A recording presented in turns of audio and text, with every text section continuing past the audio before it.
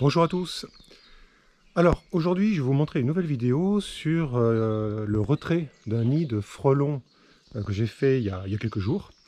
Et je voulais vous montrer une chose qui est super surprenante, c'est la structure du nid.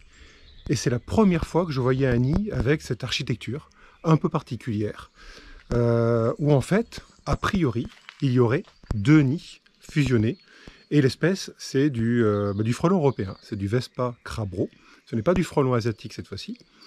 Et comme vous pouvez le voir sur l'image, on a sur la droite un gros nid, certainement un nid de l'année, hein, enfin de l'année, je m'entends, de 2020, sachant que je suis intervenu là en avril 2021.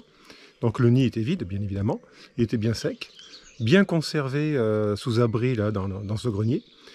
Et le nid avait une taille à peu près classique, hein, on va dire allez, 40-50 cm de hauteur pour 25 cm, 30 cm de diamètre.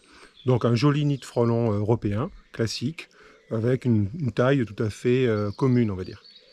Mais chose surprenante, c'est si vous regardez sur la gauche, en fait on voit un autre nid, un petit nid de la même espèce, c'est du frelon européen aussi, et c'est la première fois que je vois ce truc-là. Donc deux nids de frelons fusionnés.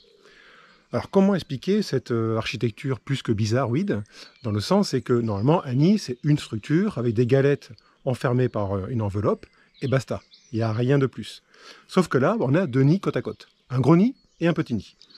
Alors comment expliquer cette structure un peu surprenante? Alors j'aurais, je dirais, allez, deux hypothèses. Première hypothèse, le petit nid qui est sur la gauche est un nid de l'année précédente.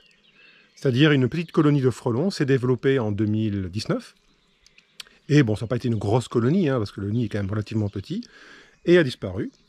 Et l'année suivante, 2020, une nouvelle colonie est venue se positionner à proximité du premier, a construit son nid, et le nid, en prenant du volume, a commencé à toucher le nid de l'année précédente et à fusionner avec.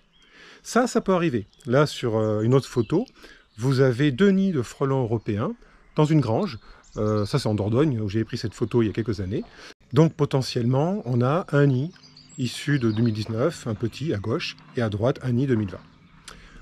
Une deuxième hypothèse pour expliquer ça, on peut supposer, par exemple, que pour une raison X ou Y, hein, j'en sais rien, je ne peux pas vous dire honnêtement quel serait le paramètre qui aurait entraîné ce choix de la colonie, c'est que la colonie qui a construit le nid de droite a construit dans la même année une partie à côté, donc pour agrandir la colonie, et ça fait deux structures côte à côte, plus ou moins indépendantes. Alors je ne suis pas allé regarder à l'intérieur s'il y a de la communication entre les deux nids, ça je ne sais pas pour l'instant. Donc ça pourrait être aussi une possibilité, mais c'est honnêtement relativement surprenant, il n'y a pas vraiment de raison pour que l'animal ait fait ça. Ou on peut envisager l'inverse, c'est-à-dire que la colonie est construite sur la gauche, et à un moment donné, le mur peut-être latéral l'a gêné, et elle a construit à droite, une nouvelle structure. Bon, honnêtement, j'y crois pas beaucoup sur ces deux dernières hypothèses, parce qu'il n'y a aucune raison que l'espèce, en tout cas, moi je ne l'ai jamais observé dans toutes les colonies que j'ai pu analyser, que ce soit du frelon européen ou du frelon asiatique, j'ai jamais vu ça.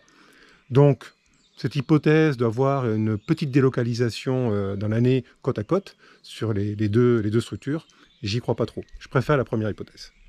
Donc maintenant, après vous avoir montré ce nid, l'idée maintenant c'était de retirer la colonie, je m'entends, de retirer le ou les nids pour ramener au laboratoire pour des expériences qui seront réalisées cette année et dont je vous parlerai ultérieurement.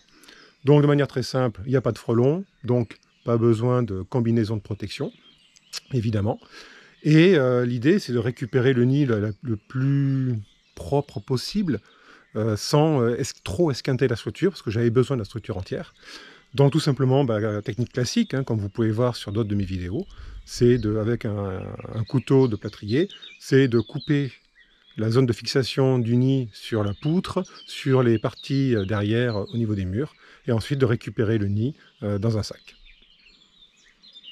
Donc j'espère que cette vidéo vous a intéressé, même si j'apporte pas trop de réponses à la question initiale, quel est ce drôle de nid. En tout cas, j'espère que ça vous a intéressé, et je vous dis à une fois prochaine. Bonne journée, ciao!